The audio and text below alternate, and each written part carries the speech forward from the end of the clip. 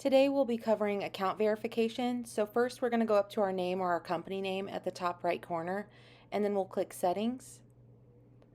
From there we're going to click Security under the Account Settings section.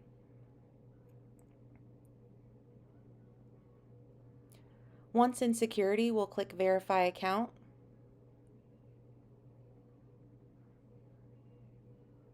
And first it's going to ask to verify your identity. It will ask for a selfie and your ID. So you will want to click Verify Step. And then you will agree to the Stripe terms and conditions. Once you've agreed, there will be a QR code that pops up, and you'll want to scan that QR code with the camera on your cell phone if you choose to continue this on your cell phone. You also can stay on the computer and use the computer camera, but the cell phone tends to work better. So you'll pick up your cell phone and scan that QR code with your cell phone camera, and it will bring up a window telling you to scan your ID. Once you're ready, you'll click I'm ready and then grant access. And you'll want to make sure the ID is on a flat surface and in line with the window.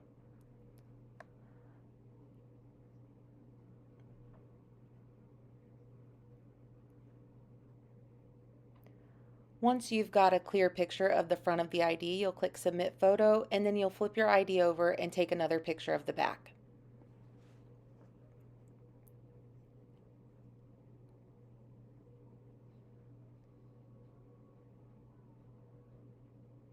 Once that's processed, you'll click Submit Photo, and then you will be asked if you'd like to help improve Stripe's verification process. You can allow or decline, and next it will ask for a selfie. You want to make sure you're in line with the window on the screen, and it will take 3 different selfies. And once those selfies are processed, you'll get a pop-up that says Verification Submitted. At this point, you can go back to your computer and click Done.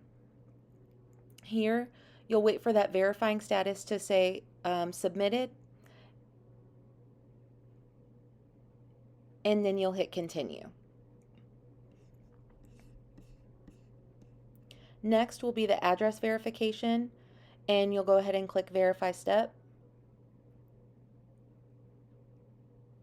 Again, you're going to want to hit Continue on Stripe's terms and conditions. And next, you'll provide your first name, last name, date of birth, and your address.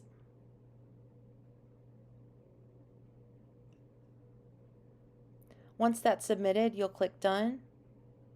And again, you'll wait for that to change from in process to submitted.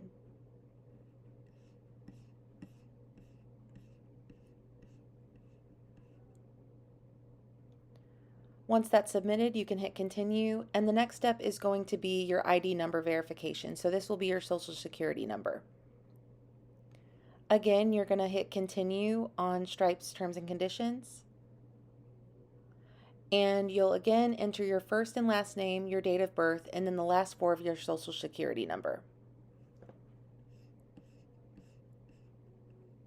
Once that's submitted, you'll click Done.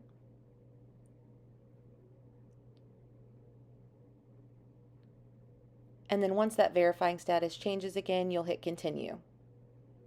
The last step will be phone number verification. You will want to use a cell phone for this number, as it's going to send you a 4-digit code. You'll have 5 minutes to come back to the computer once you get that code through text and enter it here. And once you've entered it, you can hit Submit. As you can see, once you've completed it, you will get a pop-up that says Well Done. And if you close out of that pop-up, another way to determine that it is submitted to us is there will be a pending next to ID verification. If it says in progress, you do still have a couple steps that you need to go back and complete. It can take 1 to 2 business days for our verification team to review that verification request, but it is worth it. It will unlock lots of features in your TenantCloud account and make sure you're getting everything you can out of it.